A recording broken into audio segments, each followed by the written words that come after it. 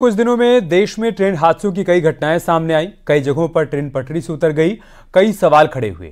लेकिन अब खुफिया एजेंसियों ने जो दावा किया है वो सुनकर आप चौंक जाएंगे, क्योंकि इन हादसों के पीछे पाकिस्तान की खुफिया एजेंसी ISI का हाथ सामने आ गया।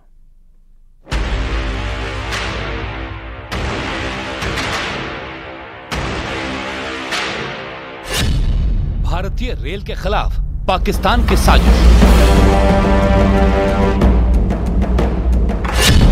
भारत में ट्रेन हादसों के पीछे ISI।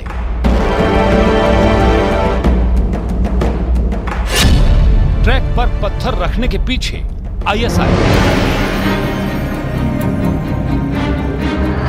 वंदे भारत ट्रेन को डिरेल करने की साजिश का यह वीडियो देखिए कैसे ट्रैक पर बड़े बड़े पत्थर रखे गए हैं। ये तो खैर मनाइए कि समय रहते ड्राइवर ने देख लिया, नहीं तो बड़ा हादसा हो सकता था।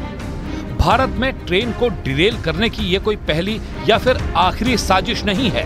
पिछले कुछ दिनों में ट्रेनों के पटरी से उतरने की कई खबरें आपने देखी होंगी। इन घटनाओं के बाद खुफिया एजेंसियों ने भी इसके पीछे साजिश की आशंका जताई थी और ट्रेन की पटरियों पर भी कई ऐसे सबूत मिले थे जिनसे ये शक और गहराता चला गया। लेकिन अब इन हादसों के पीछे पाकिस्तान की खुफिया एजेंसी ISI का कनेक्शन सामने आ गया है। पाकिस्तान के एक आतंकी फरतुल्लाह गोरी का एक वीडियो सामने आया है, जिसमें उसने भारत में ट्रेनों को निशाना बनाने का मैसेज जारी किया। सुरक्षा एजेंसियों का मानना है कि फरतुल्लाह गोरी का यह वीडियो संदेश पाकिस्तान के खुफिया एजेंसी ISI के इशारे पर लगभग 15 दिन पहले तैयार कराया गया था।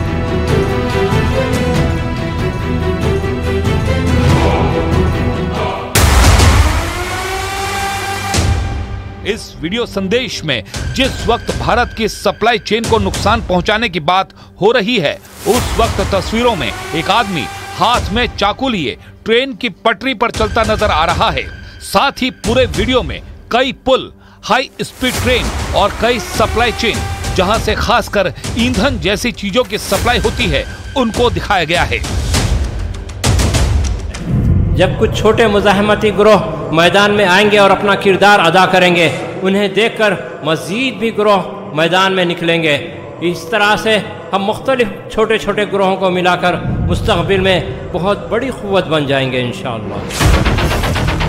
जांच और खुफिया एजेंसी का मानना है कि इसके पहले भी पाकिस्तानी खुफिया एजेंसी ने अपने ओवरग्राउंड वर्कर को कई बार पंजाब, उत्तर प्रदेश और जम्मू में रेल पटरियों को निशाना बनाने के ऑर्डर दिए थे।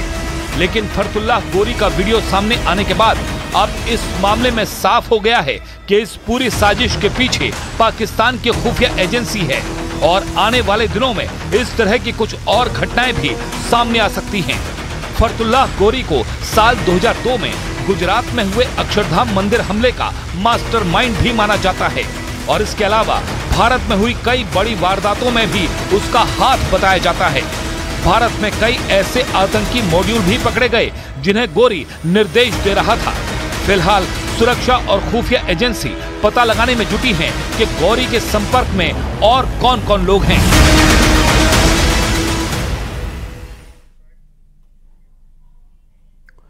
31 जुलाई को केदारनाथ धाम को जाने वाला पैदल मार्ग तेज बारिश के चलते टूट गया था। तब से पैदल मार्ग पर यात्रा शुरू नहीं हो पाई, जिसका असर स्थानीय व्यापारियों पर भी पड़ने लगा है। एक रिपोर्ट के जरिए हम आपको हालात दिखाते हैं।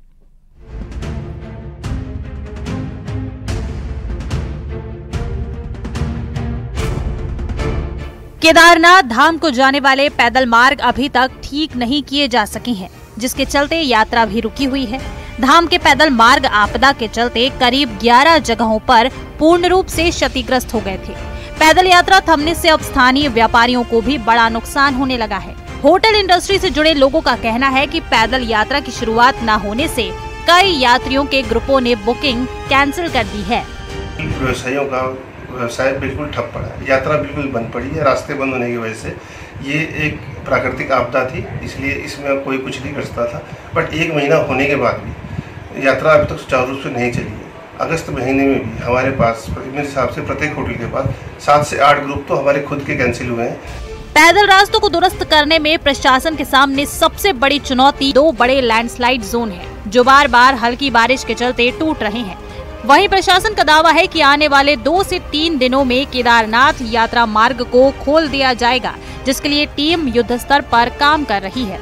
से बात हुई है, उम्मीद यही है कि अगर मौसम ने हमारा साथ दिया और फिर आगे कोई ऐसी घटना नहीं होती भारी बारिश की वजह से, तो मुझे लगता है 2 से 3 दिन में उस ट्रैक रूट को ठीक कर लेना चाहिए।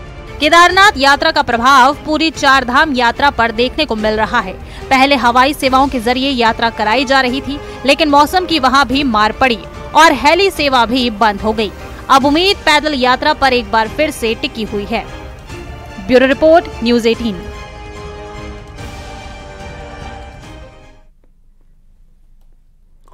खबर आगरा से, जहां पर फैक्ट्री में लिफ्ट गिरने से 2 बच्चों की मौत हो गई। सामान ढोने वाले लिफ्ट की चेन टूटने की वजह से हादसा हुआ।